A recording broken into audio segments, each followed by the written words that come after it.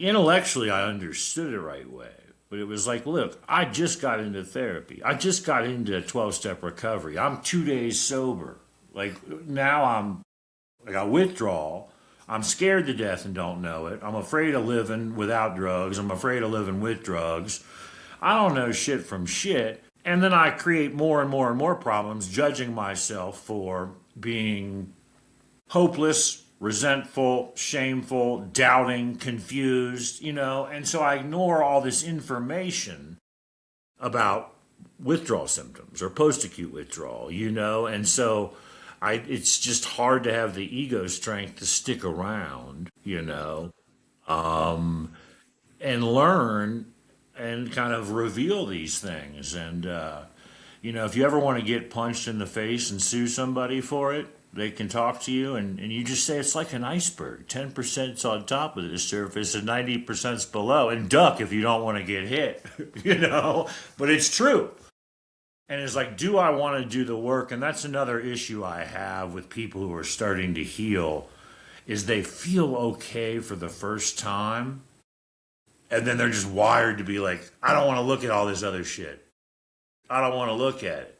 It's hard. It's very painful. I mean, and I really think when people have all that denial, I really believe in my heart of hearts that they don't have the confidence that they'll make it through. That's it. And that's the thing that is so sad to watch. I watched some guy do super well, 8 months early recovery, doing everything.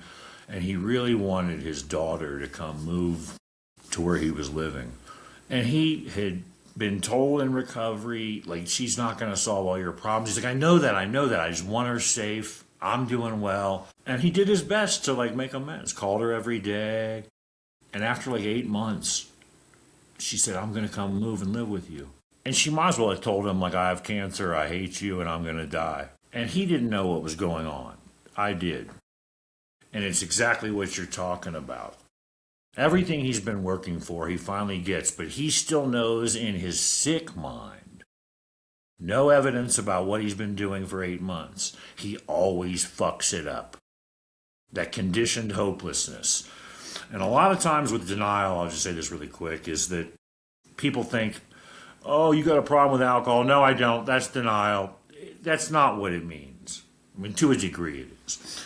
But really, to me, denial is all about normalized dysfunction.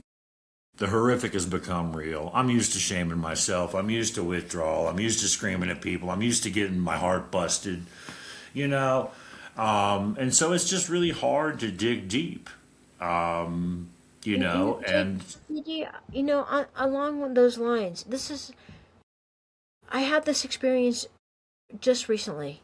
mm-hmm. I mean, I was talking to an 8-year-old, okay, and I said, well, do you want what? Because I always know why kids are in care because I have the legal documents that explain it.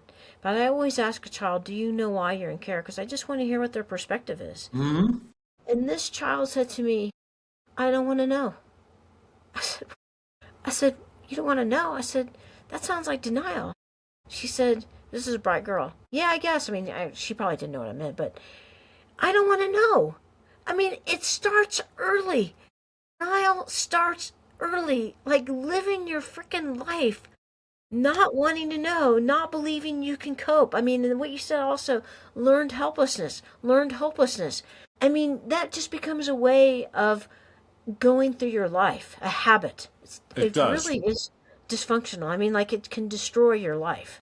By definition, a defense mechanism, quote, keeps me safe. And that kid is wired for safety, even though it's not working.